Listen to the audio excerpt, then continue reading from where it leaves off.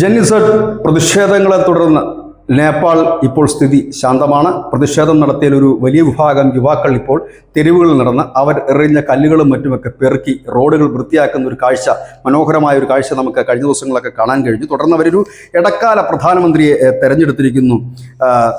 നമ്മളുടെ ഈ ബംഗ്ലാദേശിലൊക്കെ കണ്ടതുപോലെ യൂനസിനെയൊക്കെ തിരഞ്ഞെടുത്ത പോലെ ഒരു ഇടക്കാല പ്രധാനമന്ത്രി, ആ ഇടക്കാല പ്രധാനമന്ത്രിയുടെ നേതൃത്വത്തിൽ ക്രമസമാധാന നിലയുമൊക്കെ കൃത്യമായി വന്നതിന് ശേഷം തിരഞ്ഞെടുപ്പ് നടത്തി പുതിയ ഭരണകൂടത്തെ തിരഞ്ഞെടുക്കുക എന്നുള്ളതാണ് ലക്ഷ്യം.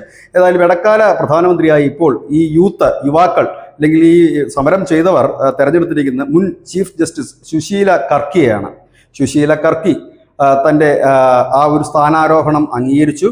അവർ ആദ്യമായി നടത്തിയ പത്രസമ്മേളനത്തിലെ ആദ്യ വാക്ക് ഇങ്ങനെയായിരുന്നു: പ്രധാനമന്ത്രി നരേന്ദ്രമോദിയെ താൻ അഭിവാദ്യം ചെയ്യുന്നു. മോദിജിയെക്കുറിച്ച് എനിക്ക് വലിയ മതിപ്പാണ്, ആരാധനയാണ്. ആദ്യ വാക്കുകൾ ഇതാണ്.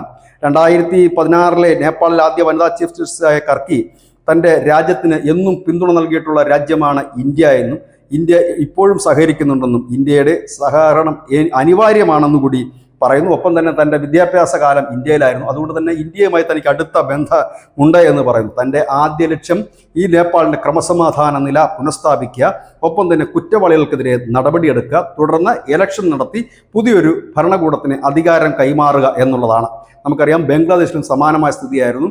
അങ്ങനെ ഈ ഒരു സമരത്തിനുമൊക്കെ ശേഷം അവിടെ യൂനസിനെയാണ് അവിടുത്തെ പ്രക്ഷോഭകാരികൾ അവരുടെ താൽക്കാലിക പ്രധാനമന്ത്രിയായി നിയമിച്ചത്. അതിന് സമാനമായി തന്നെയാണ് ഇപ്പോൾ സുശീല കർക്കിയെയും നേപ്പാൾ തിരഞ്ഞെടുത്തിരിക്കുന്നത്. ഏതായാലും സുശീല കർക്കി ആദ്യ പത്രസമ്മേളനത്തിലെ ആദ്യ വാക്ക് തന്നെ നരേന്ദ്രമോദിക്ക് അഭിവാദ്യം അർപ്പിച്ചു തുടങ്ങിയത് ഇന്ത്യക്കേറെ പ്രതീക്ഷകൾ നൽകുന്നു. News desk news India Malayalam.